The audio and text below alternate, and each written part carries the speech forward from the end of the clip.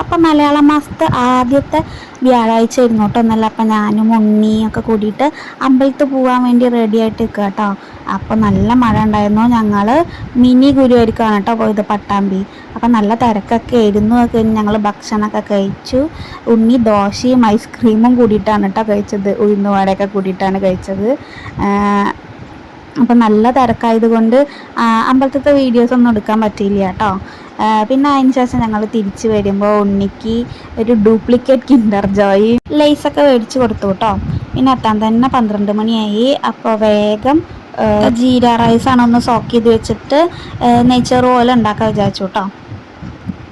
അപ്പം അതിനായിട്ട് ഒരു ഗ്ലാസ് അരിയാണ് എടുത്തിരിക്കുന്നത്. അപ്പോൾ അത് നന്നായിട്ടൊന്ന് സോക്ക് ചെയ്ത് വെക്കുന്നുണ്ട് കേട്ടോ. അതിനുശേഷം ഡ്യൂപ്ലിക്കേറ്റ് കിൻഡർ ജോയിൻ്റെ ഷേപ്പൊക്കെ ഉള്ള സംഭവം, അത് വേറെ എന്തോ ഒരു എഗ്ഗ് എന്നാണ് കേട്ടോ അതിൻ്റെത് പേര്. അപ്പോൾ അതിന് 10 രൂപയുള്ളൂ. അപ്പോൾ അതാണ്. അപ്പോൾ അത് ട്രൈ ചെയ്യാമെന്ന് വിചാരിച്ചു. അപ്പോൾ നല്ല ഹാർഡായിരുന്നു കേട്ടോ, തുറക്കാനേ പറ്റണില്ല. അപ്പോൾ ഒരു സൈഡിൽ നിന്ന് ടോയ് ആണ് കിട്ടിയത്, മറ്റേ സൈഡിൽ മിഠായി ആയിരുന്നു. അപ്പോൾ ടോയ് കിട്ടിയിട്ടുണ്ടായിരുന്നത് ഒരു ഹെലികോപ്റ്ററാണ് കേട്ടോ.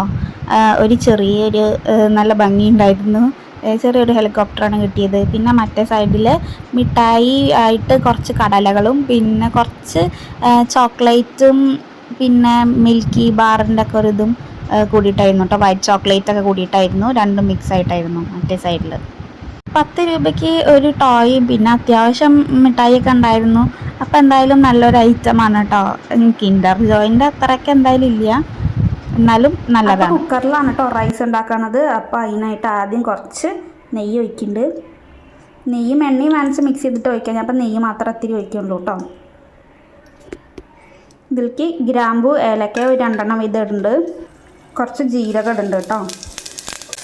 ഒരു ഉള്ളി ഇട്ടിട്ടുണ്ട് കേട്ടോ. ആവശ്യത്തിനുള്ള ഉപ്പ് ഇടുന്നുണ്ട്.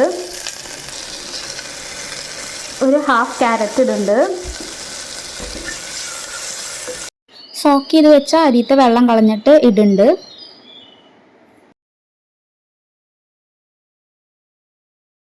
നന്നായിട്ടൊന്ന് ഇളക്കിയിട്ട് അതിലത്തെ വെള്ളം കുറച്ച് ഒന്ന് കളയാം. 2 മിനിറ്റ് ഒന്ന് ഇളക്കിയതിന് ശേഷം ഞാൻ 1 ഗ്ലാസ് അരിക്ക് 2 ഗ്ലാസ് വെള്ളം ഒഴിക്കുന്നുണ്ട് കേട്ടോ.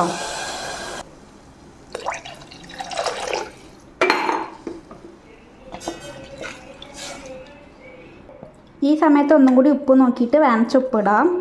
കുറച്ചുകൂടി നെയ്യ് ഒഴിക്കുന്നുണ്ട് കേട്ടോ.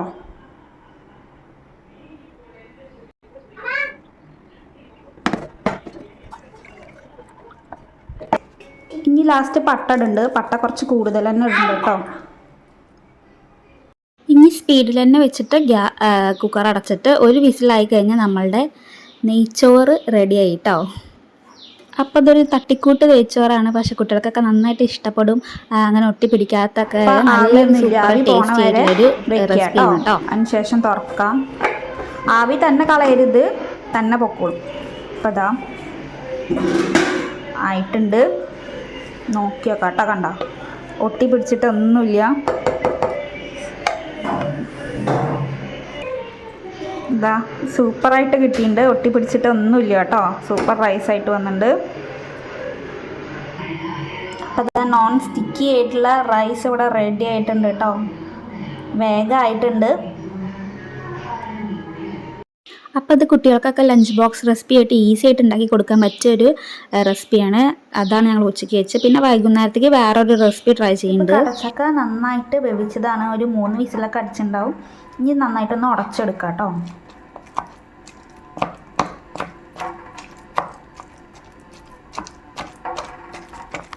നന്നായിട്ട് ഉടച്ചിട്ടുണ്ട്. ഇതിലേക്ക് ഇത്തിരി മഞ്ഞൾപ്പൊടി, ഇത്തിരി മുളക് പൊടി, ഇത്തിരി ഉപ്പും കൂടി ഇട്ടിട്ട് നന്നായിട്ട് മിക്സ് ചെയ്തിട്ട് എടുക്കുന്നുണ്ട് കേട്ടോ. ഇത്തിരി ജീരകവും ഉള്ളിയും കൂടിയിട്ട് ആഡ് ചെയ്യുന്നുണ്ട്. ഒരു ഹാഫ് ഉള്ളിയാണ് എടുത്തിട്ടുള്ളൂ കേട്ടോ.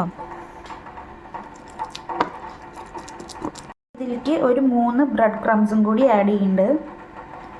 ആവശ്യത്തിനുള്ളത് ആഡ് ചെയ്താൽ മതി കേട്ടോ നോക്കിയിട്ട്. എണ്ണപ്പം നന്നായി ചൂടായിട്ട് വന്നിട്ടുണ്ട്. ഇനി നമുക്കിതൊരു കട്ട്ലേറ്റിൻ്റെ ഷേപ്പിലാക്കിയിട്ട് നമുക്കിത് ഇട്ട് കൊടുക്കാം. ഈസി ആയിട്ട് ഉണ്ടാക്കാൻ പറ്റുന്ന ഒരു ഇതാണ്, കട്ട്ലേറ്റ് ആണ് കേട്ടോ. അപ്പോൾ ആദ്യമായിട്ടാണ് ഞാൻ കടച്ചക്ക യൂസ് ചെയ്തിട്ട് ഉണ്ടാക്കുന്നത്. അപ്പോൾ ഒരു കടച്ചക്കയാട്ടോ എടുത്തിട്ടുള്ളൂ. നിങ്ങളുടെ വീട്ടിൽ കടച്ചക്ക സീസണൊക്കെയാണ് അപ്പോൾ ഉണ്ടാവുകയാണെന്ന് വെച്ചാൽ ഈ റെസിപ്പി ഒന്ന് ട്രൈ ചെയ്ത് കൊടുക്കും കേട്ടോ. ഒരു വെറൈറ്റി ആയിട്ടുണ്ട്. ഇതിപ്പോൾ കടച്ചക്ക ആയതുകൊണ്ടാണോ എന്ന് അറിയില്ല കേട്ടോ, നല്ല കയ്യിൽ ഒട്ടുണ്ടായിരുന്നു. വേണമെച്ചാൽ കുറച്ചും കൂടി ബ്രെഡ് ക്രംസ് യൂസ് ചെയ്യാം കേട്ടോ. ഞാൻ ഇപ്പോൾ ആകെ 3 ബ്രെഡാണ് ചെയ്തിട്ടുണ്ടായിരുന്നത്. നമുക്ക് വേണമെച്ചാൽ അതിനും കൂടുതൽ ആഡ് ചെയ്യാം. ഒന്നൊരു ലൈറ്റ് കളർ ചേഞ്ച് ആകുമ്പോൾ, ഫ്രൈ ആകുമ്പോൾ നമുക്കൊന്ന് മറിച്ചിടാം കേട്ടോ. അപ്പോൾ കട്ട്ലൈറ്റ് എന്നൊക്കെ പറഞ്ഞിട്ട് കുട്ടികളെ പറ്റിച്ച് കൊടുക്കാൻ പറ്റിയൊരു സാധനമാണ് കേട്ടോ. അപ്പോൾ നല്ല ഹെൽത്തി ആയിട്ടുള്ള സാധനമാണല്ലോ കടച്ചക്ക. അപ്പോൾ ഇങ്ങനെയൊക്കെ ഒന്ന് ട്രൈ ചെയ്താൽ കുട്ടികൾ എന്തായാലും നന്നായിട്ട് കഴിക്കും. നല്ല ടേസ്റ്റി ആയിട്ടുള്ള ഒരു റെസിപ്പിയാണ് കേട്ടോ. അപ്പോൾ എല്ലാവരും ഒന്ന് ട്രൈ ചെയ്ത് നോക്കുക. അപ്പോൾ വൈകുന്നേരം ഞങ്ങൾ സ്നാക്സ് ആയിട്ട് കഴിച്ചിട്ടുണ്ടായിരുന്നത് ഇതാണ് കേട്ടോ. അപ്പോൾ ഉണ്ണിക്ക് നല്ല ഇഷ്ടമായി.